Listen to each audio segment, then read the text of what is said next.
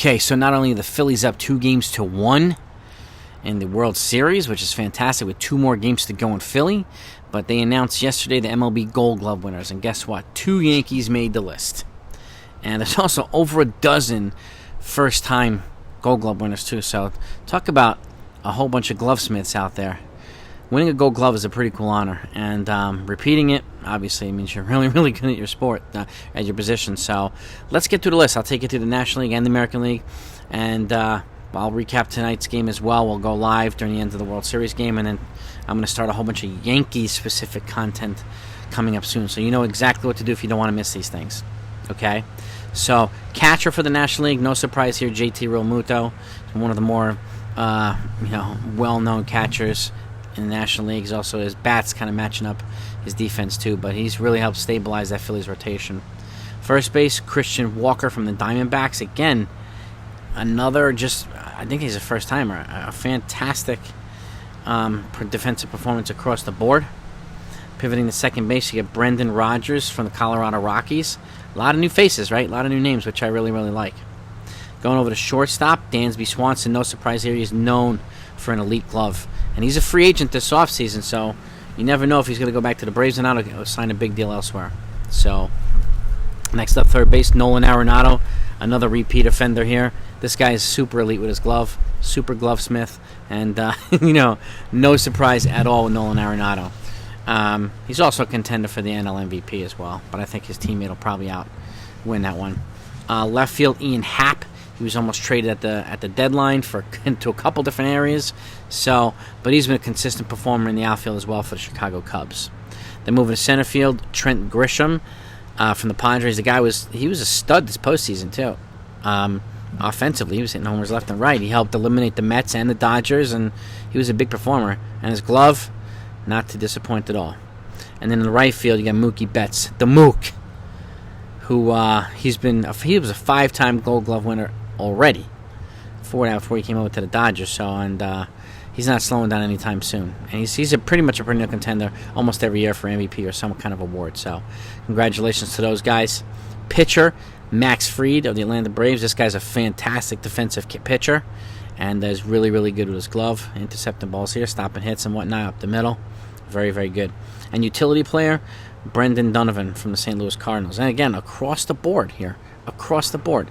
So, Cardinals having a great defensive squad with Goldschmidt and Arenado and Donovan. So, they're known for these things. Okay, now let's pivot over to the American League.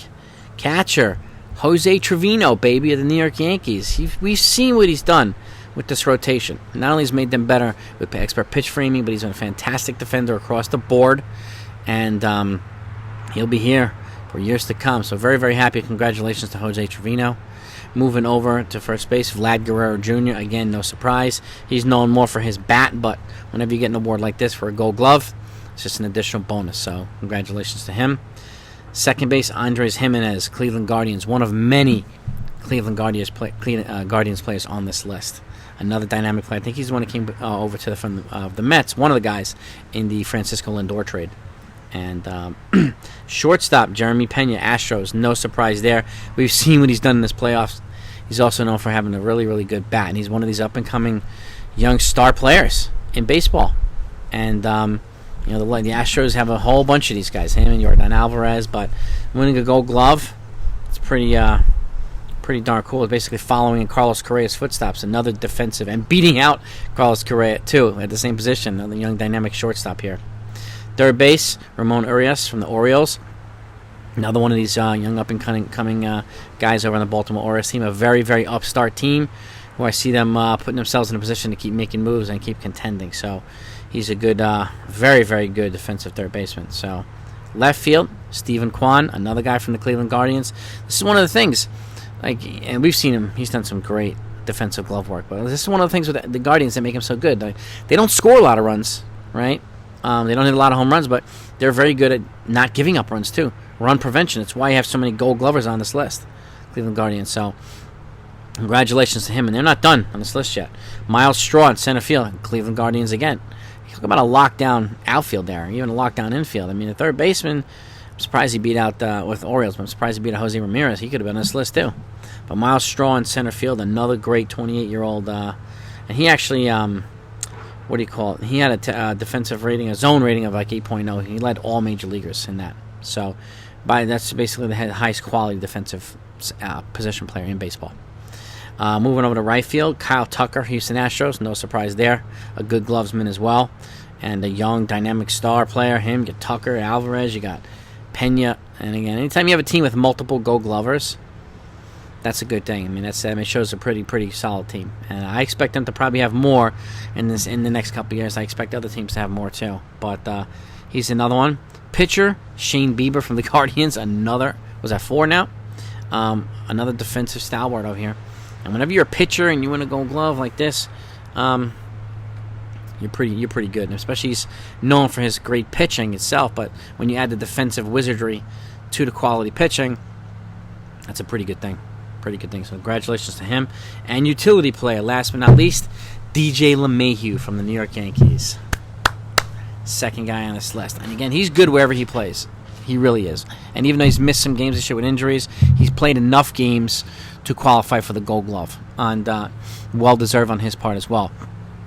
This, at least, it didn't remind me of... I don't know if you guys remember, Tino Martinez was having an outstanding year with the Yankees, but Rafael Palmeiro, I think he played like 30 or 40 games, and you wound up inching him out for the Gold Glove.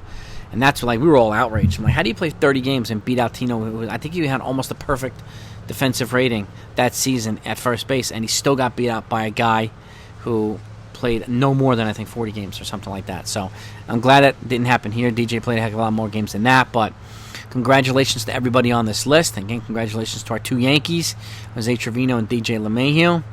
And I've got awards coming up. Once those come out, we'll announce those as well. You already had my awards predictions. I have a whole bunch more Yankee content coming. I've got requests from members and subscribers, so a lot of good stuff coming. We'll be really busy this offseason. So, and obviously when free agency starts, you'll get all that intel too. Everything. So, but have a great week, everybody. Talk to you next time.